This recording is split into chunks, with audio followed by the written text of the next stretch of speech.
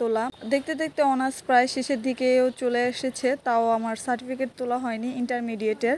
আর স্কুলে 123 বছর পূর্তি অনুষ্ঠান ছিল, সেই অনুষ্ঠানের রেজিস্ট্রেশন প্রক্রিয়া সম্পন্ন করা। তো আসসালামু আলাইকুম সবাইকে, কেমন আছেন সবাই? আশা করছি ভালো আছেন। আলহামদুলিল্লাহ আমিও ভালো আছি। তো আমি আমার ছোট একটা ভাইকে নিয়ে চলে গিয়েছি প্রথমে কলেজে। কলেজ থেকে আমার ইন্টারমিডিয়েটের সার্টিফিকেট তুলবো। আগে জানতাম শুধু রেজিস্ট্রেশন নাম্বার আর রোল নাম্বার বললেই হয়, কিন্তু এখন আবার নতুন করে অ্যাপ্লিকেশন লিখতে হয়। আমি যাওয়ার পর জেনে খুবই হতাশ, কারণ আমি তো খাতা কলম কিছু নিয়ে যাইনি। পরে A4 পেপার কিনে নিয়েছি দোকান থেকে, আর কলম কিনে অ্যাপ্লিকেশন লিখলাম, লিখে জমা দিব। তো এটা আমাদের সেই কাঙ্ক্ষিত ভবন, যে ভবনে আমরা লেখাপড়া করেছি।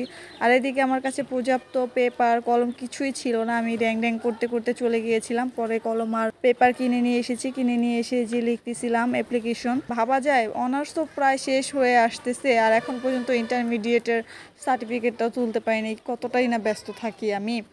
তো ওইটা আমাদের ভবন ছিল। এই যে এখান থেকে আমি আমার সার্টিফিকেটটা কালেক্ট করে নিই। আর প্রথমেই আমি প্রিন্সিপাল স্যারের নিকটে লিখেছিলাম। তো স্যারের কাছ থেকে অ্যাপ্লিকেশনের পারমিশনটা নিয়ে আসি, নিয়ে এসে যে আমার কাঙ্ক্ষিত সেই ইন্টারমিডিয়েটের সার্টিফিকেট। আর এদিকে আমি নিয়ে এখন চলে যাচ্ছি। উনি আমাদের কলেজের নানা, কাটাপ্পা নানা, সবাই এক নামে চিনে। নানাকে বললাম নানা টাটা দাও, চলে যাচ্ছি। নানা টাটা দিল।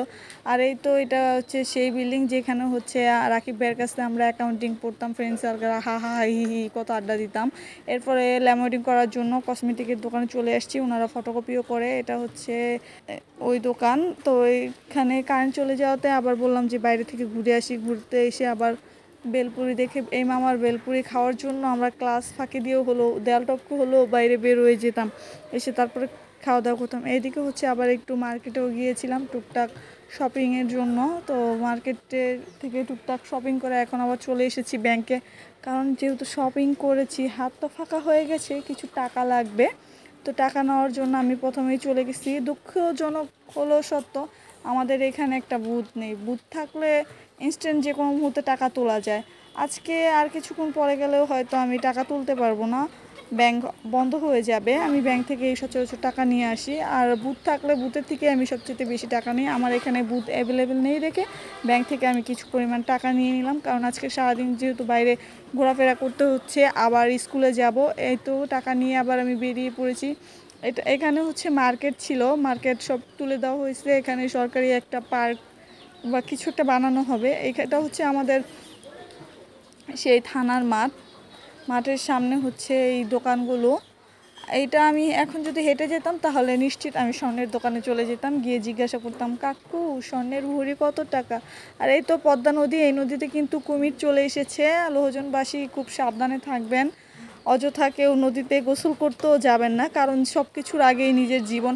ওইটা আমরা যখন ছোট ছিলাম ওই ব্রিজ, নতুন করে আবার ব্রিজ করা হয়েছে, এখন নতুন ব্রিজ দিয়ে সবাই যাতায়াত করে। আমি বাসার সামনে কোনোরকমভাবে আব্বুর কাছে সার্টিফিকেটটা দিয়ে চলে যাচ্ছি স্কুলে, কারণ আগামীকালকেই রেজিস্ট্রেশনের লাস্ট ডেট। 123 বছর পূর্তি ব্রাহ্মণগাঁও বহুমুখী উচ্চ বিদ্যালয়ে আমাদের পুণ্যমিলনী অনুষ্ঠান আয়োজন করা হয়েছে। ওইটা সম্ভবত 7 তারিখ নভেম্বরের। আর রেজিস্ট্রেশনের লাস্ট ডেট অক্টোবরের 31 তারিখ, তার মানে কালকে ডেট শেষ। এখন আমি যাচ্ছি এই যে আমাদের ব্রাহ্মণগাঁও বহুমুখী উচ্চ বিদ্যালয়। এই স্কুলের সাথে আমাদের কতই না স্মৃতি বিজড়িত আছে। এই তো প্যান্ডেলেরও কাজ চলতেছে, এখানে বিরাট আয়োজন করা হয়েছে। অনেক অনেক সিনিয়ররা আসবেন, প্রাক্তন। এখন আমিও তো প্রাক্তন হয়ে গেছি স্কুলে, সে 19-এ পাশ করে গিয়েছি, আর আজকে আসছি নিতে। নেওয়ার পরে আবার বাসায় চলে আসছি। বাসায় এসে টোমেরে আপার বাসায় চলে গেছি, কারণ আমার আচার খেতে ইচ্ছে করতেছিল। আপা আমার বাটি ভর্তি আচার দিয়েছিল, সেই আচারে আমি খেয়ে নিয়েছি খুব মজা করে।